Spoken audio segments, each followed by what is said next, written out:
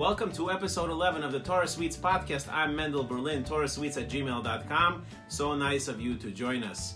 This podcast is sponsored by the Rachkain family in memory of Shmuel ben David. So there's a old joke. This girl, Rivka, is spending time with her grandfather and he's teaching her manners. And she loves spending time with him. And one day she comes over to him and she says, "You know, Zayda, Grandpa, I don't understand. Every time you sneeze, you cover your mouth. Is that what's considered good manners? Is that what's good manners?"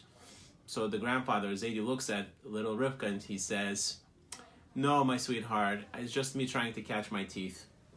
We all know good manners are very, very important. And in some countries, manners vary. For example, in Argentina, showing up on time is considered rude. And in China, slurping your soup or noodles is considered to be improper etiquette.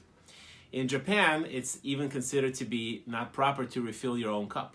We find that halacha, Kitzur Shulchan Aruch, really goes through a lot of different proper manners that every person is supposed to have, because it's of paramount importance for us to have proper manners in this world. This week's Parsha, Parshas Bo, we find Moshe and Aaron that they usually are coming into Paro and they say what they need to say, and then they turn and they leave. They announce the plague and they leave. And then this week's Parsha, it's interesting because at one point they're driven out of the palace. What happened? So the answer is the Egyptians, after they told them about the plague of the locusts, they were so afraid, they were so scared, they asked for Moshe and Aaron to come back through a messenger. And when they came back, afterwards, it says they were driven away. So Rabbi Yaakov Rosenblatt of blessed memory wants to know what's going on over here. Why are they driven away? What changed? So he quotes his Rebbe of Chenech Lebowitz, who quotes the Reva, and he says the difference is this time they usually turn and left, but this time they were invited. They were invited into the palace, and it would not have been good etiquette, good proper behavior to just leave. So they were waiting and they were hanging around until somebody said, "All right, you got to go." But the question that we want to ask, Rabbi Rosenblatt wants to ask, really, isn't it considered to be humiliation to be paraded like outside the palace? Isn't the Chil Hashem, desecration of Hashem's name, isn't it embarrassing? And Rabbi Rosenblatt explains that yes, it is embarrassing, but what's more embarrassing, what's a bigger Chil Hashem, what's a bigger desecration of Hashem's name, is if a person has bad manners. Bad manners is the worst possible desecration of Hashem's name. We're living in times, very sadly, that there's a lot of anti-Semitism going on.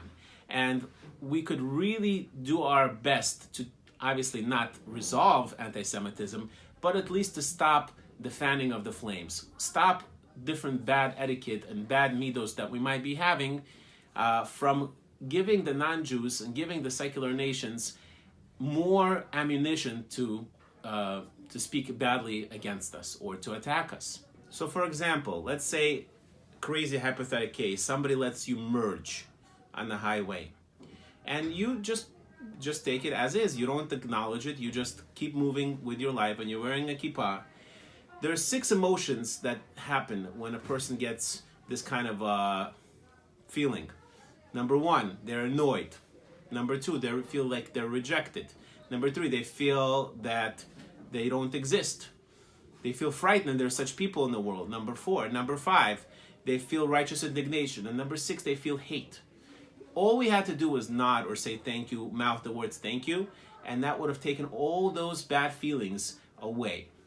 Or for example, we're in a restaurant and we have a cleaning lady, and we don't say thank you, or we're not wishing them a good day, we're not tipping. All those types of things, they give us a bad name. It's really that simple.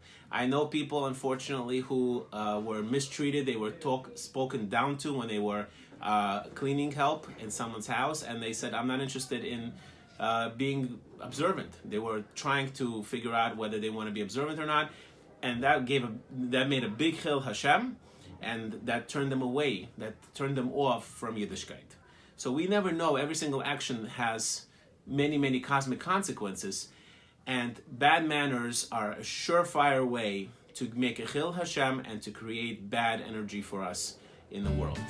So let us remember to practice our good manners and make a Kiddush Hashem, And if you like this podcast, please let us know. Sponsorships are available, and you can watch us on YouTube, Torah Sweets.